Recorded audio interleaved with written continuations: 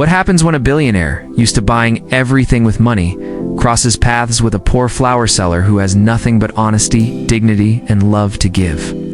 Sometimes the smallest flower can grow in the hardest soil and change the richest man's heart forever. The city was alive that morning, buzzing with cars, rushing footsteps, and impatient horns. Among all this noise, a small figure stood quietly on the roadside. A young girl, no older than 20, arranged colorful flowers in a basket, her hands moving gently, almost like she was handling treasures. She wasn't just selling flowers, she was holding on to survival. Each rose, each daisy, was a hope that, maybe today, she would earn enough to buy her brother's school books or medicine for her sick mother. Her clothes were simple, faded from too many washes, yet her eyes held a strange brightness. People often passed her without looking, throwing a coin or ignoring her altogether, but she never complained. She whispered small prayers under her breath, convincing herself that tomorrow would be kinder. On the other side of the same road, the sound of an expensive car roared like it owned the street. Inside sat a man who had never known hunger, never counted coins, never worried about tomorrow. He was a billionaire, cold, sharp, and proud. Money wasn't just his power, it was his shield. He didn't believe in kindness, and love was a word he laughed at. Business deals, contracts, and empires, that was his language. Fate, however, is a habit of colliding worlds that never should have met. As his car halted at the signal, the girl stumbled forward, her basket tilting, and a rose slipped from her hand. The wind carried it right across the billionaire's window. He looked at it with irritation first, but when his eyes shifted toward the girl running to pick it up, something strange happened. For the first time in years, his gaze froze. She apologized, her voice trembling yet soft. "Sorry, sir. I didn't mean to bother you." Her hands held the rose delicately, like it was worth more than gold. He didn't reply, only stared, almost irritated with himself for noticing how innocent her eyes were. The signal turned green, and with a sharp motion, he sped away. But the image of that girl, holding a rose like it was the only thing she had in the world, stayed with him. He told himself it was nothing, just a poor flower seller. And yet something inside him shifted, something he couldn't explain. That night, as he sat in his glass mansion overlooking the city, surrounded by wealth and silence, he found himself remembering her voice, her eyes, and that single rose. For the first time in a very long time, money couldn't distract him, and he hated that. He thought he would forget her by the next morning, but destiny doesn't ask permission, it creates moments you cannot escape. This time their worlds collided harder than before. The following day began like any other for her, as she set out. With her basket of flowers, her brother's hopeful smile still fresh in her mind. Selling flowers wasn't easy, but it was all she had. She told herself that if she sold enough today, maybe she could buy her mother's medicine without borrowing money. Meanwhile, in the tallest building of the city, the billionaire sat at his desk, buried under files and contracts. Yet, despite the power in his hands, his mind betrayed him. He was distracted. Against his will, the image of that poor girl with the rose kept flashing in his thoughts. He shook his head angrily. How could someone so ordinary disturb him? He told himself it was just curiosity, nothing more. By late afternoon, his company hosted a grand business meeting at a luxurious hotel. Expensive suits, diamond jewelry, and sparkling laughter filled the hall. The world of the elite, shining brighter than any chandelier. But outside the same hotel in the cold evening air, she stood silently with her basket, waiting for guests who might buy flowers for their loved ones. And fate played its hand once again. As he stepped out of his luxury car, adjusting his cufflinks, his gaze fell on her. Ow! She was offering a rose to a couple who dismissed her with a cold wave of their hand. She smiled anyway, as if rejection was her daily meal. For a moment, time froze. He felt the same strange pull inside his chest. She noticed him tourcanizing the same man from yesterday. Her heart skipped a beat, but she quickly looked down, reminding herself that men like him belonged to a world far away from hers. But destiny had no patience. Just as she turned to leave, a sudden commotion broke out. A child from the crowd ran toward the street, and in panic, she rushed to pull him back, her basket tumbling to the ground. Flowers scattered everywhere, rolling under cars, crushed under hurried feet. He watched the scene unfold, and before he realized it, he was moving toward her. Without a word, he bent down, picked up a rose from the ground, and held it out to her. Their eyes met hers, wide with shock, his strangely soft, almost human for the first time in years. She stammered, "You don't need to. It's just a flower." But he interrupted, his voice low and firm, "Not to you." Those 3 words cut through her silence. She didn't know why a billionaire was helping her gather flowers. But in that brief moment, the noisy world around them faded. It was just him, her, the scattered rosé symbols of 2 lives colliding again and again. By the time the flowers were back in her basket, she whispered a quiet thank you. He didn't reply, only gave a short nod and walked into the glittering hotel. But his chest was heavy, his steps slower than usual. For the first time in years, something more important than money touched his heart, and for her, it was a memory she couldn't erase. Powerful man kneeling down to pick up her broken flowers. She thought she was invisible to people like him. But when the billionaire searched for her in the crowd, she realized her life was no longer ordinary. It was dangerously unforgettable. Days passed, but neither of them could escape the memory of that night outside the hotel. For her, it was just a moment nothing she expected would change her life. She continued selling flowers on street corners, smiling through her pain, ignoring the stares of strangers. But deep inside, she felt something unusual. Someone had seen her not as a poor girl, but as a person. For him, it was worse. He sat through board meetings, signed million-dollar deals, but her image haunted him like an unfinished melody. The world called him cold, ruthless, and untouchable. Yet, when he thought of her, something inside cracked. He didn't know if it was curiosity, guilt, or something far more dangerous. One evening, he found himself driving without purpose. Instead of his mansion, his car stopped near the small marketplace. And there she was, again standing with her basket, her scarf wrapped tightly against the chilly wind, offering roses with the same quiet dignity. At first, he stayed in the car, watching.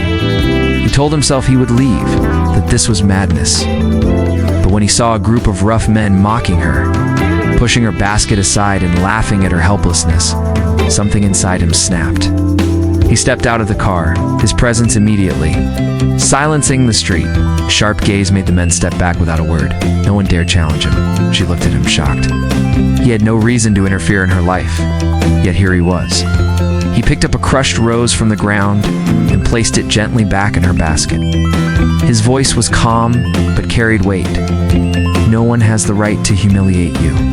Her lips parted, but words failed her. No one had ever defended her before. She felt her chest tighten, not from fear, but from the strange safety his presence gave. For the next few days, he kept appearing, sometimes buying all her flowers, sometimes just standing nearby, watching silently. Didn't understand why. A billionaire would waste his time on her. She tried to push him away, telling him she didn't want his pity. But every time he looked at her with the same intensity and said, "I don't pity you, I respect you." And slowly, against her will, her heart began to soften. But the world is never kind when 2 different worlds collide. Rumors began to spread, people whispering about the rich man who kept visiting a poor flower girl. She faced stares, mockery, and threats from those who envied her. And inside the billionaire's empire, his business partners questioned his distraction. His family warned him against ruining his image. The storm was coming. Yet, as she sat one evening looking at the last rose in her basket, she realized something terrifying. She had fallen for him. Not his money, not his name, but for the man who picked up her broken flowers and made her feel seen. And though she tried to fight it, her heart whispered. She thought love was her escape. But when the world turned against them, she realized love could also be her greatest battle. Nights became longer for her. Every time she closed her eyes, she saw his face, his quiet strength, his unexpected kindness. the way he looked at her as if she was worth more than the entire world. Yet she knew this was dangerous. Their worlds were not made to meet, but he didn't stop. The billionaire who once lived behind iron walls of pride and silence was now breaking those walls step by step, only for her. He would visit her in the marketplace, sometimes without his cars or guards, dressed simply, just to blend in. To others, it looked absurd, but for him, it was the only time he felt alive. One evening, as the rain poured heavily, she stood under a broken umbrella, clutching, her roses close to her chest. No one was buying, and she felt her body shiver from the cold. Suddenly, a familiar hand reached out and held the umbrella above her head. "You'll catch a fever if you stay here," he said softly. She looked up, her heart racing. "Why do you keep coming back? Don't you see? I have nothing to give you." His gaze deepened. "You're wrong. You've already given me something no one else ever has. Peace." Her lips trembled. No one had ever said words like that to her. She wanted to believe him, but fear wrapped around her like chains.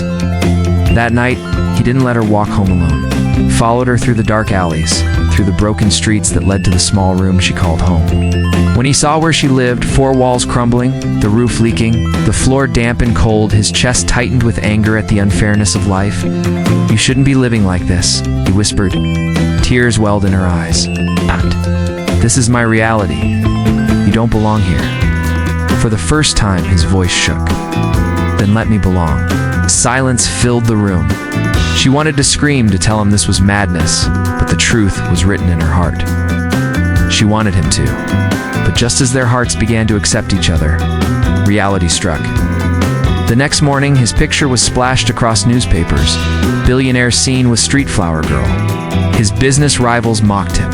His family summoned him. His name was dragged through mud. At the marketplace, people no longer looked at her with pity. They looked at her with envy and cruelty. She trapped him for his money, they whispered. She's a gold digger. Some even shoved her basket, tearing her roses apart. She cried that night alone, not because of what they said, but because deep down, she feared they might be right. She didn't deserve him. And so the next time he came, she avoided his eyes and said the words that broke both their hearts. "You need to stop coming here. Forget me. Go back to your world." A moment his face froze.